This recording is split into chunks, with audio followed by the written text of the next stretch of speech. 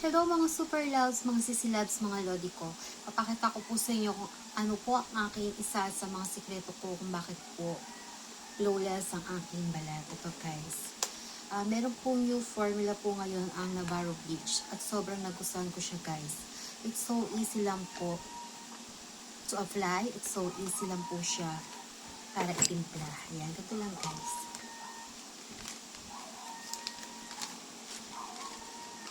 Ayan guys. It's for external use only. Ayan. So, kailangan, yung ibang ngayon palang gagamit, pwede kayong mag-skin test bago nyo po siya gamitin. Ayan guys. And you may feel bearable tingling and itching sensation during bleaching. So, do not rub. Huwag nyo po siyang kakamutin. Natural lang po yun guys. Natural na makaramdam tayo ng pangangati ng ating balat. Siyempre bago pa lang. Pero sa akin po, na-obserbahan ko siya. Siguro mga 2 to 3 days lang po. So ayan guys. Depende po sa katawan nyo kung gaano karami po yung ma-absorb. Ako po, naglagay ako ng 4. So sa isang tub po, meron po siyang 5 po. So ayan guys. Ihahalo nyo lang po siya. And it's optional if you want to use calamansi and white egg. Ayan. Mas maganda yon guys kung gagamitan niyo po siya ng calamansi at saka white egg. And then guys, ayan po. Halu-haluin lang po natin siya.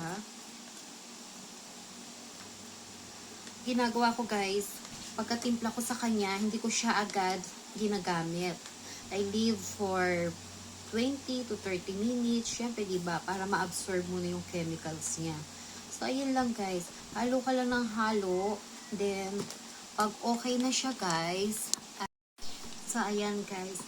Para hindi ako mainit, ganito ko siya hinahalo. Pinapaikot-ikot ko siya guys. And then, after a few minutes, tinatakpan ko siya. Pero mamaya, tinitingnan ko din kasi baka kasi umapaw. Kasi syempre, na-absorb yan, nagme-melt yan guys. And then guys, kung gagamit kayo ng instant permanent white Navarro bleach powder, kailangan guys, i-straight nyo siya ng 7 days. Yun po talaga, advisable po yun. 7 days nyo siyang i-straight po.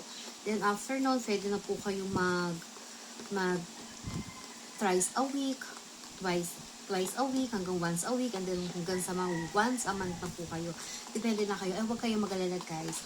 I observed it. Talagang hindi po siya nawawala. Hindi po, I mean, kung puputi na kayo dito guys, sabi ng iba, pag umistop, diba, sa ibang brand, pag umistop ka, babalik yung kulay mo. Kaya Navarro Bleach, hindi po. Talaga na-try ko siya guys. Sobrang ganda po ng bago po nila. So, ayan guys, oh. Para siyang bumubula-bula, okay lang yan, normal lang yan.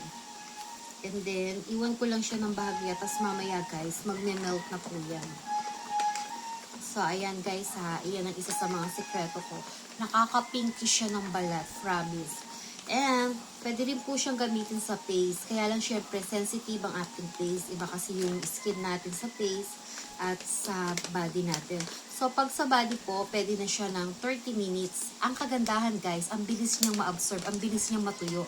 Hindi kagaya ng ibang body bleach, ibang body bleach na talaga namang kahit tumupat ka sa electric fan. At isa sa technique ko guys, tumatapat ako sa electric fan, pero dati yon, pero ngayon bago yung formula nila, napansin ko kahit hindi na ako tumupat sa electric fan ang bilis na niyang matuyo, full body yan guys. And then pag sa face, siguro enough na kahit 5 minutes. 5 minutes lang, okay na yung banlawan yun na agad guys. So ayan guys, ito na pong aking instant permanent Navarro Bleach. Ayan. Thank you guys. Thank you for watching. Hihintayin ko na lang siya mag-melt and mamaya magbabad ako 30 minutes. Sobrang addicted na yata ako. Na-addict ako sa isang bagay kapag nakikita ko na very effective. So, naging addicted ako dito sa Navarro Bleach kasi po, it's a very safe and effective gamitin. Tapos, nakita ko talaga, unang gamit nyo pa lang guys, mapapansin nyo talaga, super ganda niya. Talagang, nakaka-pinkish siya talaga, tsaka nakaka-firm ng skin. At hindi lang yun guys, napansin ko, parang yung kung nagsasag yung balat nyo, napapansin nyo talaga, parang siya nag-firm talaga. Nag-firm talaga yung skin nyo guys. Nagpipinkis na, nag-firm pa, ayan yung mga sag natin, ayan mawawala. Ayan, thank you guys for watching!